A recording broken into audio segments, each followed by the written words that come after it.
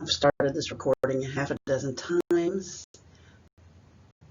Maybe this will do it. So, medications used for the treatment of pain, concept of comfort, three main groups: opioids, non-opioids, and adjuvant.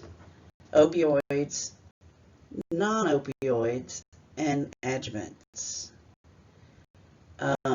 Opioid analgesics bind to receptors in the spinal cord, thus blocking the release of neurotransmitters involved in pain transmission.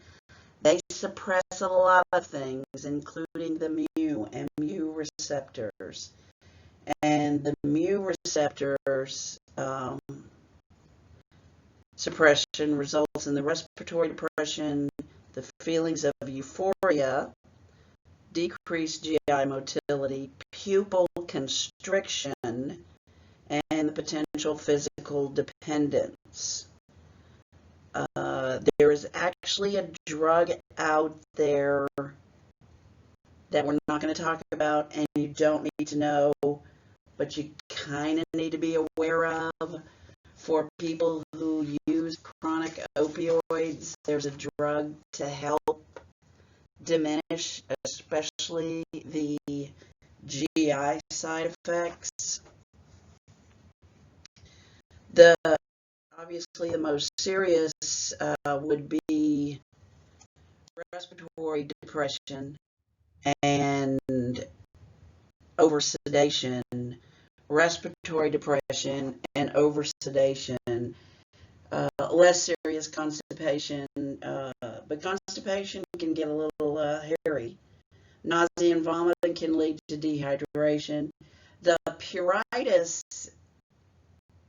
is tricky because it just could be an opioid pruritus, or it could be we're on our way to a serious allergic reaction, potentially ending in anaphylaxis, and urinary retention can be a problem. So it's not a renal thing. It's not that they're not making urine. It's that they are retaining urine or unable to void. You will see in epidural pain relief with a continuous opioid epidural relief, they will have a urinary catheter in place in the client because of the potential for urinary retention. Two big prototypes: morphine, hydromorphone, morphine, hydromorphone. Special considerations: this is on every television show, it's in every police car. An antagonist,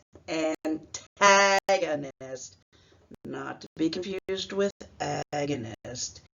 An antagonist for opioids is naloxone. I've only ever given it intravenously. It can be given intramuscularly. There's also actually a nasal spray.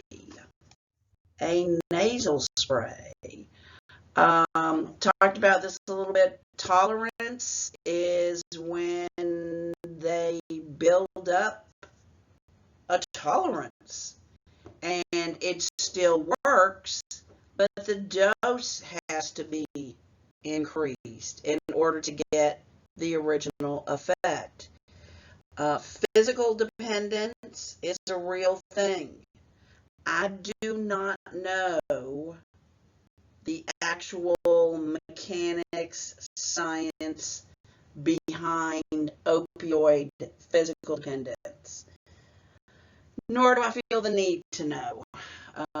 But there is a physical dependence with a physical withdrawal that is very symptomatic. There are ways to treat it. There are ways to get the client through it. There are detoxification units. There's varying methods depending on your area of practice. There's a whole addiction practice out there, so that if you choose to go in that direction, then you would become much more knowledgeable. The physical dependence, the psychological dependence, that's a whole nother realm. So your non-opioids, your acetaminophen, your non-steroidal anti-inflammatory drugs versus your salicylates, aka aspirin. I kind of include aspirin as an NSAID, but technically it's a salicylate. Now, I can hear myself doing this little dance about NSAIDs. If there is an entire classification of drugs referred to as non-steroidal anti-inflammatories, non-steroidal, before we even get there, you need to know that steroids are the grand poobah of anti-inflammatories. They are the ultimate anti-inflammatories. Acetaminophen, a non-steroidal antipyretic analgesic medication, not anti-inflammatory, not anti-inflammatory.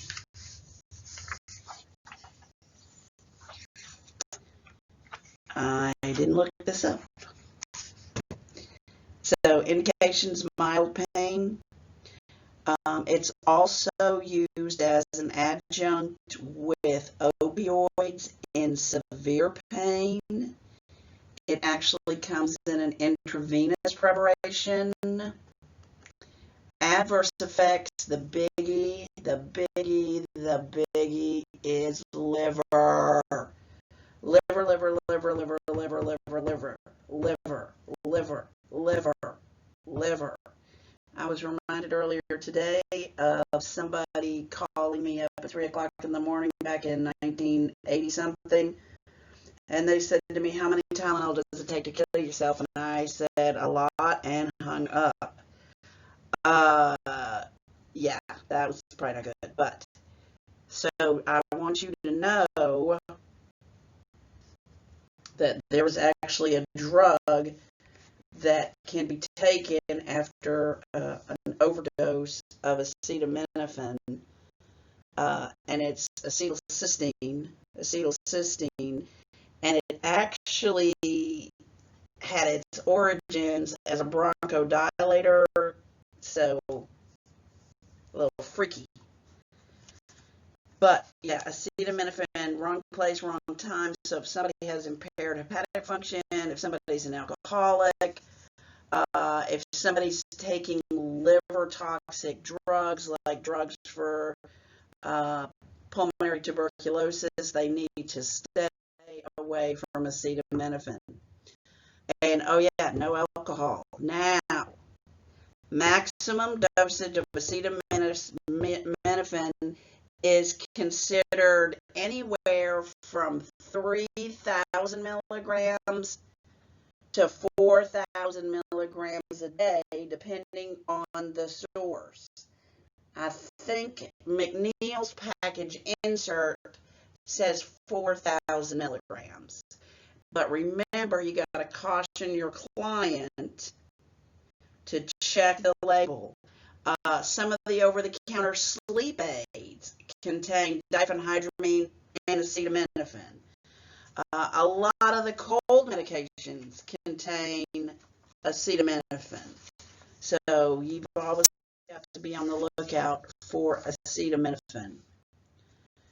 You know what? I'm going to stop.